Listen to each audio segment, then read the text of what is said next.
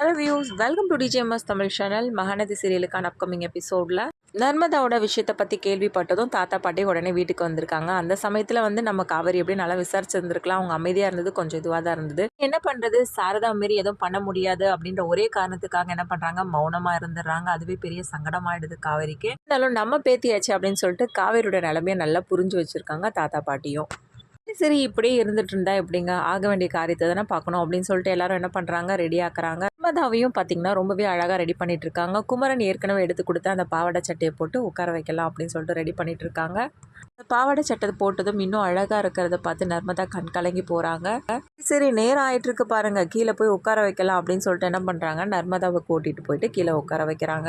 இவங்களும் பார்த்தீங்கன்னா ஒவ்வொருத்தராக வந்துட்டு இருக்காங்க. அந்த சமயத்தில் திடீர்னு ஒரு சத்தம் கேட்குது. என்ன சத்தம் அப்படின்னு சொல்லிட்டு வெளியில் போய் பார்த்த பிறகு தான் தெரியுது. விஜய் என்ன பண்ணுறாரு, தன்னோட ஸ்டாஃப்ஸ் எல்லாரையும் கூட்டிட்டு சீர்வரிசை தட்டெல்லாம் எடுத்துகிட்டு வந்து டான்ஸ் ஆடிட்டு வராரு.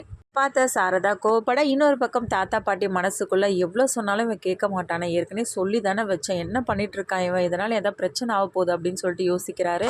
இந்த பக்கம் காவேரியோட மனசும் பார்த்தீங்கன்னா ஒரு தெளிவில்லாமல் இருக்குது. இவர் வந்ததை நினச்சி ஒரு பக்கம் சந்தோஷப்பட்டாலும் இன்னொரு பக்கம் அம்மாவோட நிலைமையை நினச்சி ரொம்பவே வருத்தப்பட ஆரம்பிக்கிறாங்க. ப்ளீஸ் இவரை வரவேற்கல்னாச்சும் பரவாயில்ல, ஆனால் இவரை திட்டாமல் இருந்துட்டாலே போதும் அப்படின்ற மாதிரி தான் காவேரியோட மனசுக்குள்ளே தோணுது. அப்புறம் டான்ஸ்லாம் ஆடி முடிச்சதுக்கப்புறமா வாங்க வாங்க எல்லாத்தையும் எடுத்துகிட்டு போய் வைங்க அப்படின்னு சொல்லிட்டு வரிசை தட்டி எல்லாத்தையும் எடுத்துகிட்டு போய் வைக்க சொல்கிறாங்க. பார்த்து சாரதாவும் எதையும் பேச வர, அதுக்கப்புறம் கங்கா தடுக்கிறாங்க. இப்போதைக்கு எதையும் பேசாதீங்கம்மா, தயவுசெய்து அமைதியாக இருங்க அப்படின்னு சொல்லிட்டு எல்லாத்தையும் பார்த்து சாந்தி ரொம்பவே சந்தோஷப்படுறாங்க. பரவாயில்லையே, நான் கூட வரமாட்டேன் போல அப்படின்னு நினச்சிட்டு இருந்தேன், நல்லா அசத்துட்டா போலே அப்படின்னு சொல்லிட்டு ரொம்ப பெருமையாக பேசிகிட்டு இருக்காங்க விஜயை பற்றி. அங்கேருந்து வந்த விஜயை பார்த்த சாந்தி, நலம் விசாரிக்கிறது மட்டும் இல்லாமல் என்னோட தம்பி இல்லாத குறைய நீ தீர்த்து வச்சுட்டப்பா, தான் பேசியிருந்தேன், என் தம்பி மட்டும் இந்த நேரத்தில் இருந்திருந்தா எப்படி தடபுடலாம் எப்படி பண்ணியிருப்பார் அப்படின்னு சொல்லிட்டு, ஆனால் எல்லாத்தையும் நீ நிறைவேற்றிட்டப்பா, எல்லாத்தையும் முழுமையாக்கிட்ட அப்படின்ற மாதிரி பேசுகிறாங்க. எல்லாத்தையும் கேட்டு சந்தோஷப்படுறதா வருத்தப்படுறதா அப்படின்றது ஒன்றுமே புரியல நம்ம காவேரிக்கு. சரி அப்படியே மச நின்றுட்டு இருந்தா எப்படி, நலங்கு வைக்க ஆரம்பிக்கலாம்ல அப்படின்னு சொல்லிட்டு சாந்தி அவங்க சொல்கிறதன் பேரில் என்ன பண்ணுறாங்க, ஒவ்வொருத்தராக நலங்கு வைக்கிறாங்க. ஒவ்வொருத்தராக நலங்கு வச்சதுக்கு அப்புறமா கிஃப்ட்டை கொடுக்க சொல்கிறாங்க. ஒவ்வொருத்தராக கிஃப்ட்டும் கொடுக்குறாங்க. குமரன் கங்கா ரெண்டு பேருமே எடுத்துகிட்டு வந்த ஜுவல்ஸை நம்ம நர்மதாவுக்கு போட்டு அழகு பார்க்குறாங்க. அதுக்கப்புறமா நிவின் யமுனா ரெண்டு பேருமே நர்மதாவுக்கு கிஃப்ட் எல்லாத்தையும் கொடுத்து அதுக்கப்புறம் ஃபோட்டோஸ்லாம் எடுத்துக்கிறாங்க. ரொம்ப ஹாப்பியாக இருக்காங்க. இது எல்லாத்தையும் நடக்கிறத பார்த்து காவேரியோட மனசு ரொம்பவே தவிப்புக்குள்ளாகுது. பார்த்துட்டு இருந்த சாந்தி, என்ன காவேரி மச நின்றுட்டு இருக்க, நீயும் உங்கள் வீட்டுக்காரோட போயிட்டு என்ன செய்யணுமோ செய்ய வேண்டித்தானே அப்படின்னு சொல்லிட்டு சொல்ல, அப்படின்னு சொல்லிட்டு சொல்ல உடனே சாரதம்மா பார்க்க என்ன பண்ணுறதுன்னு தெரியாமல் முழிக்கிறாங்க. காவேரியும் பார்த்துட்டு இருந்த விஜய் என்ன பண்ணுறாரு, காவேரியோட கையை பிடிச்சி வா கிஃப்ட் கொடுத்துடலாம் அப்படின்னு சொல்லிட்டு என்ன பண்ணுறாங்க, ரெண்டு பேரும் ஜோடியாக சேர்ந்து நர்மதாவுக்கு செய்ய வேண்டிய கடமை எல்லாத்தையும் செய்கிறாங்க. இடத்துல ஏதாவது கேட்கணுமே அப்படின்னு சொல்லிட்டு கேட்க வாய் எடுத்தாலும் உங்கள் அக்கா தடுக்கிறாங்க. செஞ்ச சீட் சனத்தி அதுக்கப்புறம் நகை எல்லாத்தையும் பார்த்து எல்லாருமே ரொம்ப அசந்து போகிறாங்க.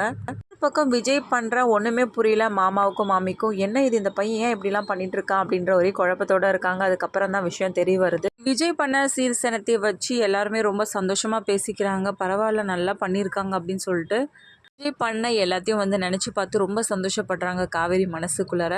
இதுக்கப்புறமா நம்ம காவேரி விஜய் இவங்க ரெண்டு பேருக்கும் இடையில எந்த மாதிரியான பிரச்சனை போயிட்டுருக்கு அப்படின்ற விஷயத்த தெரிஞ்சுக்கிறாங்க சாந்தி. அப்புறமா சாரதா கிட்ட எடுத்து சொல்லி புரிய வைக்க பார்க்குறாங்க. இவங்க ரெண்டு பேரையும் ஒன்றா சேர்த்து வை சாரதா, வேண்டிய வயசு, அந்த பையன் 1000 தப்பு பண்ணியிருந்தாலும் அதுக்காக இந்த பையனை இப்படி தண்டிக்கக்கூடாது. இன்றைக்கி யாருக்காக இங்கே இருக்கா போல், காவேரிக்காக தானே, அதனால் ஒழுங்காக காவேரியை அவங்க வீட்டுக்கு அனுப்பி வச்சுட்டு ஆக வேண்டிய காரியத்தை பாரு அப்படின்ற மாதிரி பேசுகிறாங்க. இதுக்கப்புறமா சாரதா விஜய் காவேரி இவங்க ரெண்டு பேரோட வாழ்க்கையை பற்றி யோசிக்கிறாங்களா, இதுக்கப்புறமா தாத்தா வீட்டுக்கு அனுப்பி வைக்கிறாங்களா காவேரியை, இது எல்லாமே தெரிஞ்சுக்கலாம். அதுக்கு மறக்காமல் நம்ம சேனலை சப்ஸ்கிரைப் பண்ணிக்கோங்க.